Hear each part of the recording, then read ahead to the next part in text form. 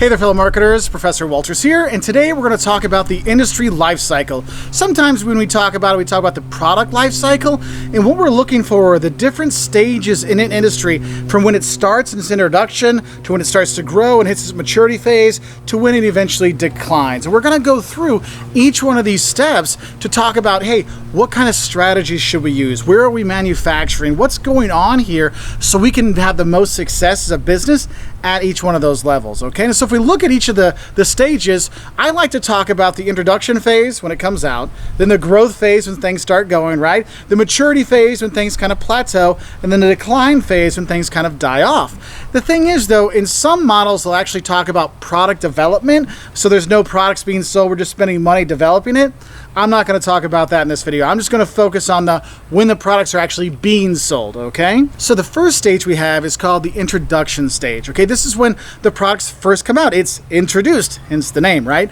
And the thing is here is when you're in the introduction phase, you're coming out with something completely new, something completely different that people haven't seen before. So the strategy you're going to use in this situation is a differentiation strategy. Hey, we're different, we're special, you should buy us over what was here before, right? And so if you think about it, if you think back when HD TV came out and they would show like, oh, here's the HD TV screen versus your old school TV, you're like, wow, that is way better. But the thing is, at first, those HD TVs didn't take off. Why? Well, there was no movies in HD. There was no TV in HD. What was the point of spending like an extra $1,000 for a TV if it didn't do anything for you? And then you started having like the Tonight Show and sports started to be in HD, and then people could see, oh, this is why I should buy it.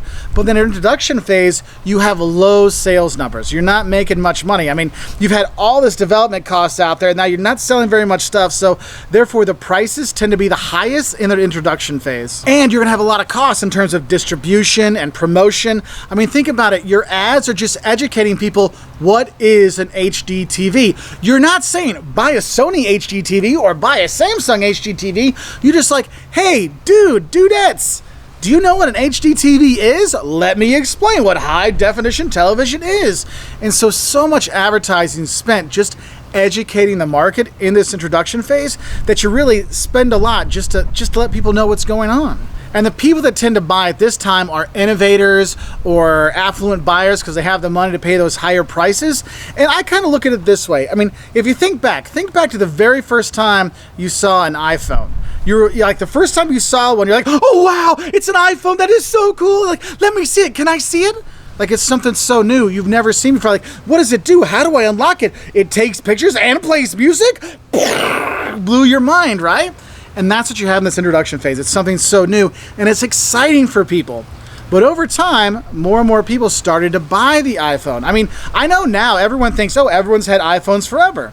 Well, no, the iPhone 1, I mean, it sold well, but it didn't sell as well as some of the later models when people really were into buying those new iPhones. And so when you start having that growth, now you start taking off, now you hit the growth phase. And the thing is, in this growth phase, we are still doing our differentiation strategy, or you might call it product innovation. We're coming up with new little things about it, right? Something that makes our thing a little bit nicer than the others. Oh, ours has a remote control. Ours has a special timer that goes off whenever you want. Oh, our phone does this. There's still some innovation there, but you're starting to have some more competition.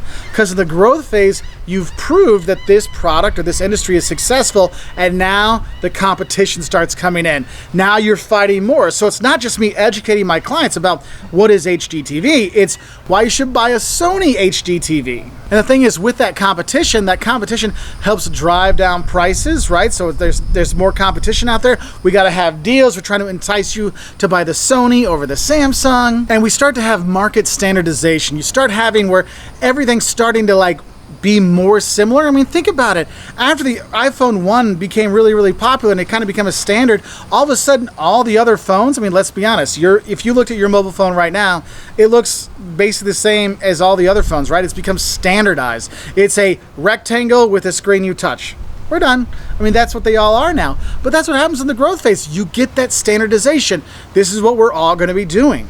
And the thing is, in this growth phase, more people are buying, but it's not like a guarantee people are actually buying. So this is kind of like when the iPhone 2 or 3 are out, and then people are like, hey, do you have an iPhone? Oh, you do? Can I get your number?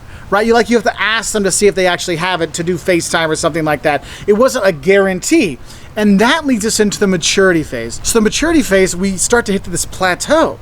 And in terms of sales, it's not growing like it was before because people aren't buying their first phone. It's not growth in new things. It's just people replacing their old phone, right? And so you wait a year, 2 or 3 to replace that phone. I mean, how long do your parents wait to get a new phone? How long do you wait to get to a new phone? You're not doing it all the time. And so therefore sales kind of plateau here. And with that, you start to see is there's a lot of suppliers out there. There's all this stuff that can happen to make it cheaper for those phone companies to lower their cost. And so that's where this process innovation comes in. You start to see more overcapacity. You see people trying to fight and scratch and claw to maintain their market share because you're like, look, I wanted to maintain my 30%, so your strategies kind of change a bit. And you end up having sometimes what we call incremental innovations, just little things. I mean, that's what you're looking at now with mobile phones. They're at the maturity phase. People are just replacing their phones that they had before, and it's a little bit better. The processor is a little bit better. The phone is a little bit better. The touch controls is a little bit better. The games are a little bit better, right? It's just these little changes you have, and that's what you try to do to kind of spark new sales in this maturity phase. And there's going to be other things you might look at. You might have what's called a market modifying strategy, and this is where you try to go out for a new market or you develop a new niche for your product. So maybe we're like, what if we're McDonald's, maybe we come out with organic burgers. Yeah, they make veggie, they make organic. This could be something else we do to re-enliven sales, right? Like try to re-pop things up again. But again, it's going to be a little bit, but it's a little something you try to do. And so when we're modifying these things, it could be something as simple. I mean, how many different variations of Coca-Cola do we have now?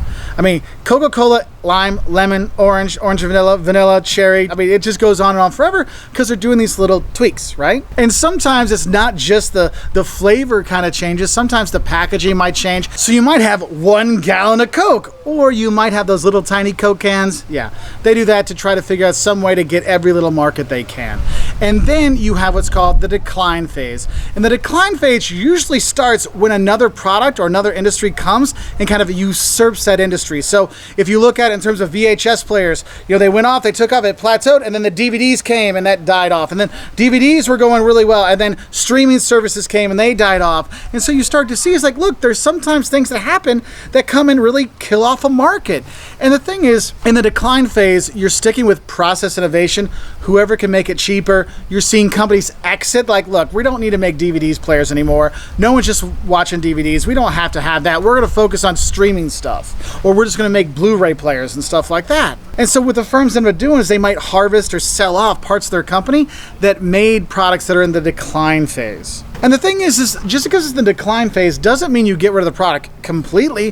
What some companies do is they see it's a decline phase, but we'll have a little niche market. We'll just have this little niche, the LP player. I mean, think about it. Albums made a comeback like 30 years after we all thought they died, right? Like, wow, that was a whole new thing that came in that decline phase. How we found that new little niche out there for music lovers, right? But in general, what you're seeing is in the decline phase, lowest price wins. It becomes a commodity industry, and it kind of goes through that. And the thing is, you'll see this in a lot of industries, and it's really easy to see in technology because you see the technologies come through so much quicker. But I just thought this would be a good thing to talk about and give you an idea of what to look for when you're looking at the industry life cycle or product life cycles. So I wish you all the best and have a great day. Bye.